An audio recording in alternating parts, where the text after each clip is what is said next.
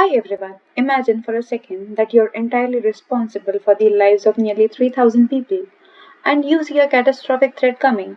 But when you try to warn people, you are ignored. What do? We are going to look at a leader who faced this exact impossible scenario. His name was Rick Rescorla. To understand what happened on 9/11, you first have to understand who Rick was. Before entering the corporate world, he was a highly decorated combat veteran who fought in some of the most brutal wars.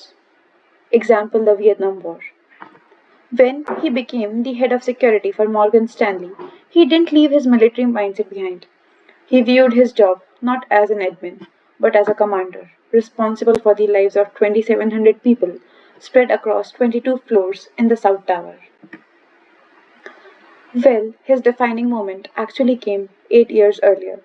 In 1993, a group of terrorists detonated a truck bomb in the basement of the World Trade Center.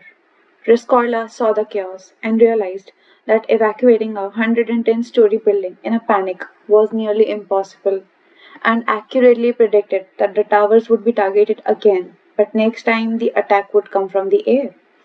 He urged Morgan Stanley to move to a safer building, but the lease tied them down. So he took control the only way he could. Rick believed that in times of crisis, men don't rise to occasion, they default to their training. He forced all the 2,700 employees to do rigorous evacuation drills twice a month. It annoyed the executives, but he didn't care. He was preparing them. Finally, the day arrived. On September 11, 2001, at 8:46 a.m., the first plane hit the North Tower.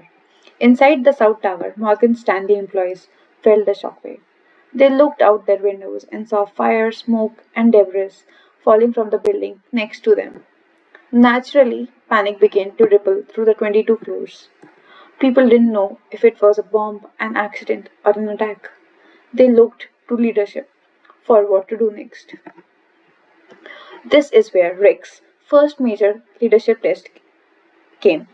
Shortly after the North Tower was hit, the Port Authority came over the South Tower's intercom system. They announced that the South Tower was secure. There was no need to worry and everyone should stay at their desks. He entirely ignored this official directive. He got on the phone with his best friend, Dan Hill, and famously said, "These dumb people told me not to evacuate. I told them I'm getting my people out of here." He grabbed his bullhorn and ordered a total immediate evacuation. Well, evacuating nearly 3,000 people down a narrow stairwell is a recipe for a deadly stampede. Rescorla knew he had to combat what psychologists call negative panic. Because they had practiced this twice a month and employees knew exactly where to go, but to keep the emotional temperature low, Rescorla stood in the stairwell with his bullhorn. He didn't just give orders, he sang to them. He sang traditional Cornish folk songs to keep their spirits high and their minds focused. His absolute calm became their calm. And after 17 minutes, the South Tower also got attacked.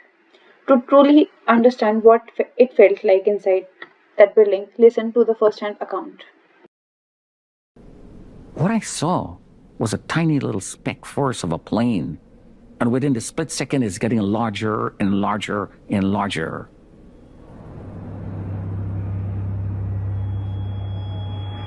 Oh my God, it's coming towards me. It's coming for me. I mean, my mind is reacting so fast, and I don't know what to do. And the next thing I remember saying, and I don't know why I said this, Lord, I can't do this. You take over.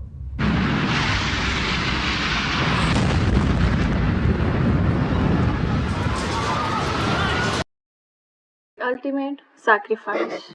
At 9:03 a.m., the second plane hit their building. The stairwells shook violently, but because Riscola had defied the stay put order, most of his people were already low enough to survive. In the end, 2,687 Morgan Stanley employees made it out safely. It was an incredible triumph of preparation. But Riscola wasn't finished. During the evacuation, he called his wife one last time, telling her, "I have to get these people out safely. If something happens to me, I want you to know I've never been happier." Refusing to leave anyone behind, He turned around and headed back up into the burning tower to sweep for missing employees. He was last seen on the 10th floor. He did not survive the collapse. The Skorla story is heartbreaking, but his legacy is an absolute blueprint for crisis management. The 2,687 lives he saved weren't saved by luck, they were saved by specific choices he made. Let's shift gears and look at the three core leadership principles his actions teach us.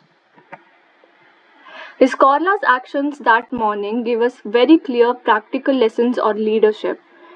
The first is about taking action instead of waiting for permission. When the building officials told everyone to stay put, the scholar trusted what he saw with his own eyes. In a real crisis, a leader can't wait for everything to be 100% clear. You have to trust your gut, make the hard call, and act. The second lesson is simple. A team will always mirror whatever their leader is feeling. If the leader panics, the team panics. The scholar singing through a bullhorn wasn't just a quirky detail, it was a deliberate choice. But by forcing himself to be the calmest person in the stairwell, he kept thousands of terrified people from panicking and trampling each other. Calmness isn't just a personality trait. For a leader, it is a tool to keep people safe. The final and perhaps most important lesson is complete responsibility. The scholar viewed the lives of those 2,700 employees as his ultimate responsibility.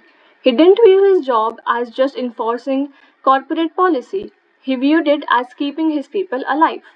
Leadership is fundamentally an act of service. The scholar proved that a true leader puts the safety and well being of their team above their own, even to the very end. Thank you.